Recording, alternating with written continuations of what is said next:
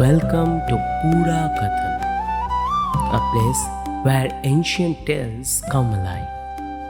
Stories of gods and kings, sages and warriors, stories that still whisper wisdom to our hearts today.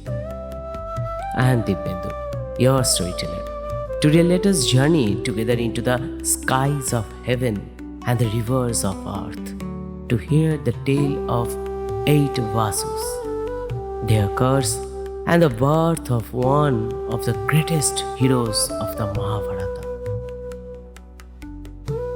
Once upon a time, in the heavens lived 8 radiant beings. They were called the Vasu, the 8 Vasus. Children often heard about them in the rhyme Eki Chandro Duye Pokko Ate Oshtoboshu. The Vasus were happy, free and divine. They lived into joy, dancing among the gods. But one day, curiosity pulled them down the earth.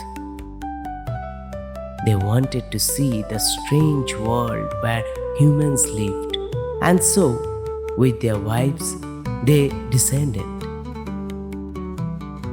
In the forest, they reached stood the mighty hermitage of sage Vasishta, and in that hermitage was a cow like no other, named Suravi, the wish-giving cow, able to feed thousands with her milk. The Vasus gazed at her in wonder. One among them, Dew's wife, longed to have the cow. Temptation grew. The Vasus forgot themselves and carried Survi away. When the sage Vasishta returned, he saw what had been done. He knew instantly, through his power of sight, who had taken her, and he spoke the curse. For this sin, you will be born on earth as mortals, to suffer the pains of human life. The heavens shook, the Parshus wept, earth, a land of sorrow, pain, and injustice. They cried so bitterly that even trees and birds felt their grief.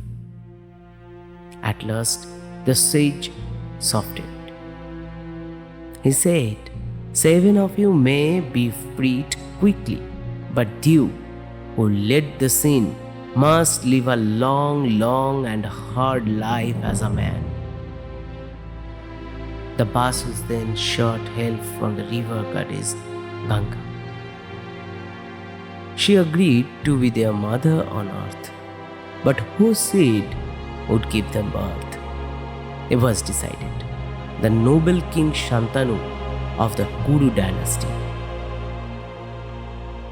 One day, as the king hunted by the river, he saw the goddess. Her beauty was dazzling.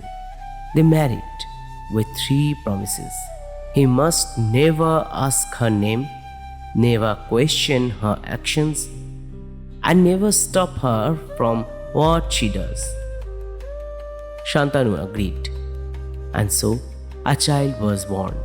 But the queen carried the baby to the river and let the waves take it away. The king was broken, but silent. Another child came again into the waters. This happened 7 times, each time a son born and gone. At the 8th birth, when the queen moved toward the river, the king could not bear it anymore. He spoke, breaking his promise. The goddess stopped.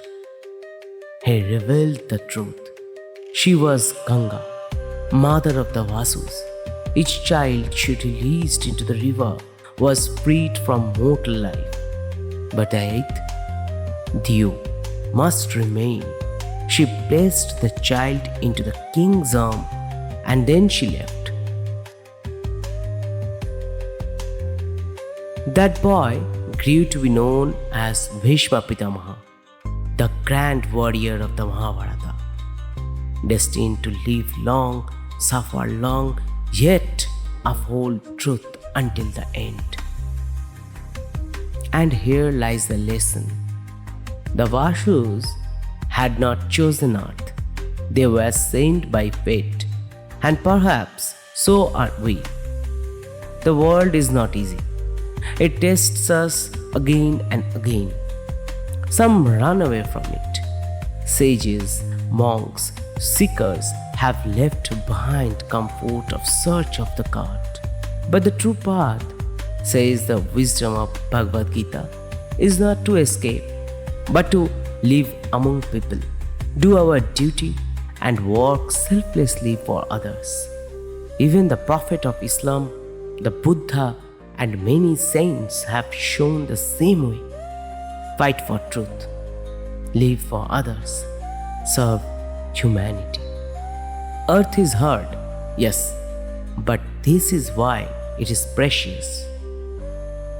Because there, in our struggles, lies the chance of make life meaningful. This was the story of 8 Vasus, of Bhishma, and of the truth that still shines for us today. This was today's story, told to you on Purakathan.